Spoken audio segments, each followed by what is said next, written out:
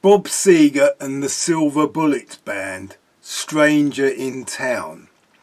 This was an album I bought for £1 at the Art Centre vinyl sale. I bought this album because it is almost like his greatest hits.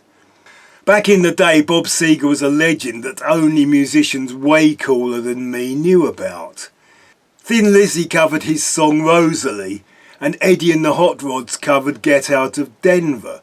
Both of these songs were serious, hard, fast rock and roll.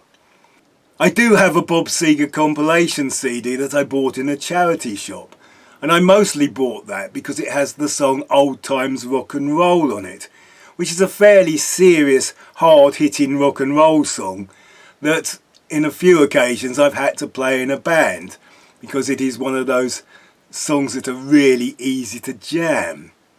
Another thing that attracted me to Bob Seeger was the fact that his band is called the Silver Bullet Band. And how rock and roll is that?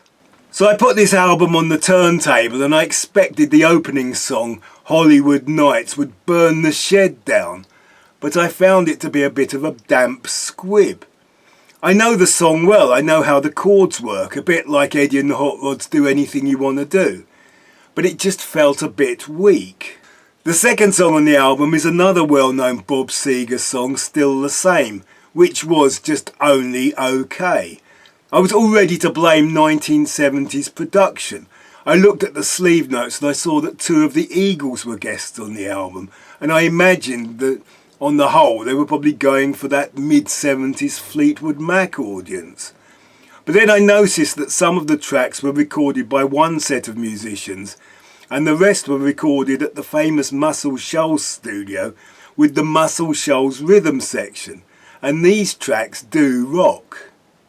It is a bit of a shame that something as basic as old times rock and roll sounds so good, whereas the song Feel Like a Number, which has a much more interesting arrangement with a guitar that reminds me a bit of Fearless by Pink Floyd, just does not stand out. Seeger wrote some great songs, and the Muscle Shoals rhythm section does do justice to them. Songs like Till It Shines and his all-time classic We've Got Tonight. The album ends as it probably should, with the kind of ponderous ballad that sounds like something I've heard 1,000 times before. But overall, it was all probably worth paying £1 for.